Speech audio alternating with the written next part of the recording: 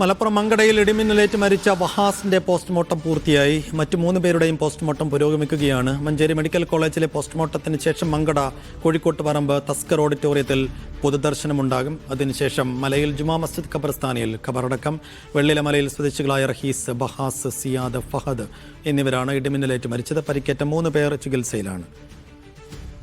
ജംഷീർ കൊടിഞ്ഞ വിശദാംശങ്ങളുമായി. ജംഷീർ, ഈ 4 പേരുടെയും പോസ്റ്റ്മോർട്ടം എപ്പോഴത്തേക്ക് പൂർത്തിയാകും? തുടർന്ന് എപ്പോൾ പൊതുദർശനം, ഖബറടക്കമടക്കമുള്ള മറ്റു ചടങ്ങുകൾ എപ്പോൾ?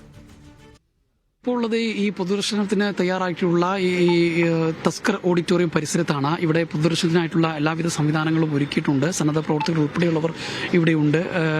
ഫ്രീസറുകളെല്ലാം തന്നെ സജ്ജമാക്കിയിട്ടുണ്ട്. ഈ അല്പം മുമ്പ് പോസ്റ്റ്മോർട്ടം നടപടികൾ ഏതാണ്ട് പൂർത്തിയായിട്ടുണ്ടെന്നാണ് വിവരം. ഒരു പോസ്റ്റ്മോർട്ടം മാത്രമാണ് ഇനി പൂർത്തിയാകാനുണ്ടായിരുന്നത്. അതുകൂടി പൂർത്തിയാകുന്നതോടുകൂടി അവിടെ നിന്ന് മൃതദേഹങ്ങൾ ഇങ്ങോട്ടേക്ക് എത്തിക്കും. ഏതാണ്ട് 10:30 മൃതദേഹങ്ങൾ ഇങ്ങോട്ട് വരും എന്നുള്ളതാണ് നമുക്ക് മനസ്സിലാക്കാൻ കഴിയുന്നത്. 10:30 കൂടി ഇവിടെ പൊതുദർശനത്തിന് വയ്ക്കും. അതിനുശേഷം ഏതാണ്ട് 1 മണിക്കൂറോളം ഇവിടെ 1.5 മണിക്കൂറോളം ഏതാണ്ട് ഇവിടെ പൊതുദർശനത്തിന് വെക്കുമെന്നുള്ള വിവരമാണ് നമുക്ക് ലഭിക്കുന്നത്. അത് ആളുകൾ കൂടുകയാണെങ്കിൽ അതിനനുസരിച്ചുള്ള ക്രമീകരണങ്ങൾ ഇവിടെ നടത്തും.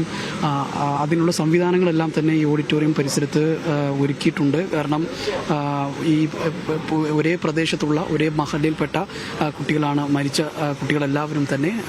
മാത്രമല്ല സഹോദരങ്ങളായ അവരുൾപ്പെടെയുണ്ട്. അപ്പോൾ അതുകൊണ്ട് തന്നെ ഒരേ സ്ഥലത്ത് തന്നെ മൃതദേഹം പൊതുദർശനത്തിന് വെച്ച് ഒരേ പള്ളിയിൽ തന്നെയാണ് ഖബറടക്ക ചടങ്ങുകൾ നടക്കുക. ഇവിടെ പൊതുദർശനത്തിന് വെക്കും. അതിനുശേഷം പിന്നീട് അവരുടെ വീടുകളിലേക്ക് കൊണ്ടുപോകും. വീടുകളിൽ കൊണ്ടുപോയതിന് ശേഷമായിരിക്കും പള്ളിയിലേക്ക് കൊണ്ടുപോവുക.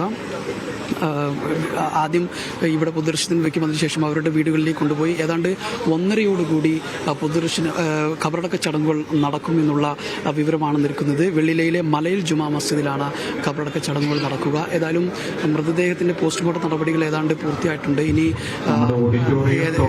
അവിടെ നിന്ന് ഇങ്ങോട്ട് കൊണ്ടുവരും. അതിനുശേഷം ഇവിടെ പൊതുദർശനത്തിന് വയ്ക്കും.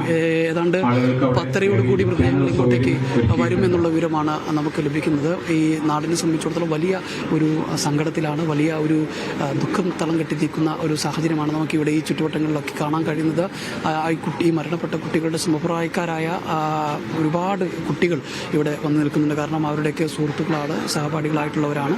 അപ്പോൾ അവരൊക്കെ സംബന്ധിച്ചിടത്തോളം വലിയ ഒരു വേദനയുണ്ട്. ഈ നാടിനെ സംബന്ധിച്ചിടത്തോളം വലിയ വേദന ഉണ്ടായ ഒരു സംഭവം കൂടിയാണ്. ഏതായാലും ഇനി ഇവിടെ ഇങ്ങോട്ടേക്ക് എത്തിച്ചാൽ ഇവിടെ പോസ്റ്റ്മോർട്ടത്തിനുള്ള ഇവിടെ മൃതദേഹങ്ങൾ പൊതുദർശനത്തിന് വെക്കാനുള്ള എല്ലാ നടപടിക്രമങ്ങളും പൂർത്തിയായിട്ടുണ്ട്. അല്പസമയത്തിനകം തന്നെ മൃതദേഹങ്ങൾ ഇങ്ങോട്ടേക്ക് എത്തും. അതിനുശേഷം 1.5 മണിക്കൂറോളം ഇവിടെ പൊതുദർശനം ഉണ്ടാകുമെന്നാണ് ഇപ്പോൾ നാട്ടുകാർ അറിയിക്കുന്നത്. അതിനുശേഷമായിരിക്കും അവരുടെ വീടുകളിലേക്ക് കൊണ്ടുപോയി പിന്നീട് ഖബറടക്ക ചടങ്ങുകൾ നടക്കുക. സേഫ്. ശരി, എന്തായാലും മരിച്ച ഒരാളുടെ പോസ്റ്റ്മോർട്ടം ഇപ്പോൾ കഴിഞ്ഞിട്ടുണ്ടെന്ന് മനസ്സിലാക്കാൻ കഴിയുന്നു. ബാക്കി 3 പേരുടെയും പോസ്റ്റ്മോർട്ടം പൂർത്തിയായതിനു ശേഷം ഒരുമിച്ച് പൊതുദർശനം, അങ്ങനെയാണ് ഇപ്പോൾ മനസ്സിലാക്കാൻ കഴിയുന്നത്. ജംഷീർ കൊടിഞ്ഞാണ് അതിൻ്റെ വിവരങ്ങൾ നൽകിയത്.